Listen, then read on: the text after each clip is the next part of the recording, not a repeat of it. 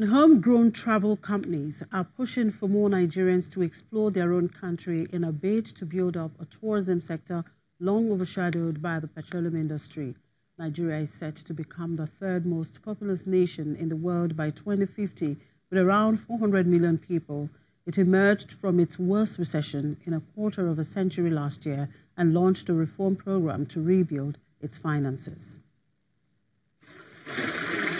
The people in this group of hikers are Nigerians, and yet many of them had no idea a place like this, Ikogosi Warm Springs, existed in their country. Ikogosi is a town in southwestern Nigeria where visitors come to dip their feet in a confluence created by the meeting of warm and cold springs that flow next to each other. It's one of the attractions that a new cohort of Nigerian tour operators like Social Prefect Tours and TVP Adventures are counting on to lure young, active professionals looking to explore their country. It's a very exciting experience, particularly because at first you wouldn't think there are this many exciting places here. Yeah, but then when you travel, you realize that, yeah, there are a lot of fun places. So it's a very good experience to see the beauty of the country. Popular African travel destinations like Kenya, South Africa and Tanzania enjoy government support and promotion. The Nigerian government, however, relies heavily on petroleum exports for its revenue, to the detriment of other potential earners. You really can't compare Nigeria to other popular African tourist destinations because tourism isn't really a major focus for Nigeria. The difference is like really clear, and where even our neighbors in Benin Republic are doing better in tourism as compared to Nigeria. But some of these travel agencies sees the government's oversight as a business opportunity. They use digital media to attract customers and their experience with handling travel logistics to offer all-inclusive packages that have proved popular with well-connected urban thrill seekers. Faint Suina is a French teacher based in Lagos, Nigeria's commercial capital. She recently spent several hours hiking uphill to view and take the obligatory selfie at Ado Awaye, one of only 2 suspended lakes in the world.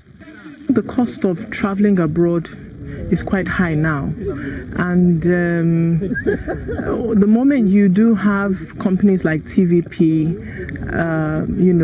ensuring that it's safe for you to travel, there are nice places for you to visit, and the accommodation as well is equally good. I think a lot of people will jump on that bandwagon. There's nothing that is as interesting as knowing your own country, and being proud of what you have. Some economists fear the birth of 11,000 Nigerians every day will create a crisis of poverty and unrest. But entrepreneurs like TVP Adventures founder Fumi Ayotogun see successive generations of customers and prosperous times ahead. I think that there is so much we can do when it comes to tourism, with nature, with our wildlife. We're just not harnessing it as much. But that story is beginning to change with what we're doing at TVP Adventures and what other colleagues in the industry are doing to get people, young people, old people, families, everybody can explore Nigeria.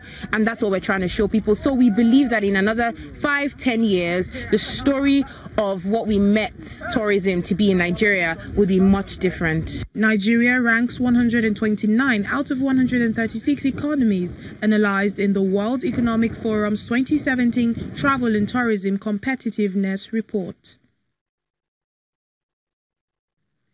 And auto companies are linking up with fast-growing ride-hailing services, aiming to transform a threat to their business into a growth opportunity. They offer discounts or financing deals for drivers in the hope they will pick their cars or vans, which could also encourage their clients to buy them.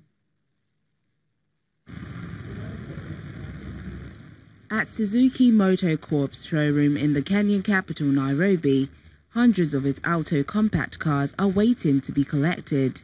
Most of its customers are drivers for ride-hailing company Uber Technologies, which struck a loans and discount deal with the Japanese car maker and South Africa's Stanbic Bank at the start of 2018. The autos are branded Chap Chap, Kenyan slang for quickly, or Chop Chop. I think the combination of technologies important. From Suzuki, affordable, fuel-efficient, durable cars, And Uber technology enables to unite people. People owns cars, and some people requires the transportation. And Uber's technology is great to unite those seats and needs. Africa should be a huge growth market for automakers. Transport links are weak and personal car ownership is low. There are 25 cars per 1,000 Kenyans compared to 786 in the United States, according to the World Bank. The auto deal in Kenya, soon to be extended to Uganda and Tanzania, offers car financing for top-rated Uber drivers at a price of 850,000 Kenyan shillings, lower than the usual 950,000 shillings. Suzuki's strategy has propelled it from the bottom of sales table in Kenya, where it languished for decades with emerging brands from China, to the top 5. Nairobi is often a springboard for the rest of Africa. Uber, which operates in 7 African nations and 13 cities, offers employment to more than 100,000 drivers.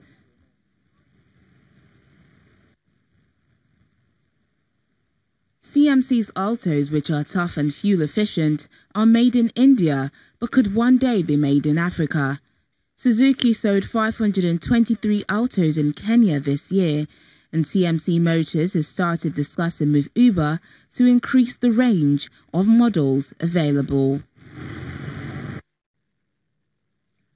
And the soon-to-be world's largest bullion miner, Barrick Gold Corporation, plans to add more copper assets so long as the red metal is accompanied by bullion. According to executives, the corp is keen on exploring outside its operation base, flagging of South America's Goyan Shield and exposure in Canada. In Africa, Barrick is open to exploring in the Democratic Republic of Congo in order to acquire world-class deposits. And on metals market, gold prices edged lower as investors took some profit after the metal rose for 4 consecutive sessions last week. Spot gold was down 0.1% at $1,219.98 per ounce, having gained about 0.7% in the previous session. U.S. gold futures were down 0.3% at $1,219.06 per ounce. Among other precious metals, palladium was little changed at $1,176.97 per ounce. Silver slipped 0.4% to $14.36 an ounce, while platinum fell 0.8% to $840 per ounce. And finally, oil prices rose by around 1% today amid expectations that a top exporter, Saudi Arabia, will push OPEC, as well as perhaps Russia, to cut supply towards year-end. Brent crude oil futures were at $67.41 per barrel, up 65 cents from their last close. U.S. West Texas Intermediate crude futures were up 76 cents at $57.22 per barrel. Despite the day's gains, crude prices remain almost a quarter below their recent peaks in early October, weighed down by surging supply and a slowdown in demand growth. And that's it on the program. Thank you very much for watching. I'm Chimize Obi Iwago.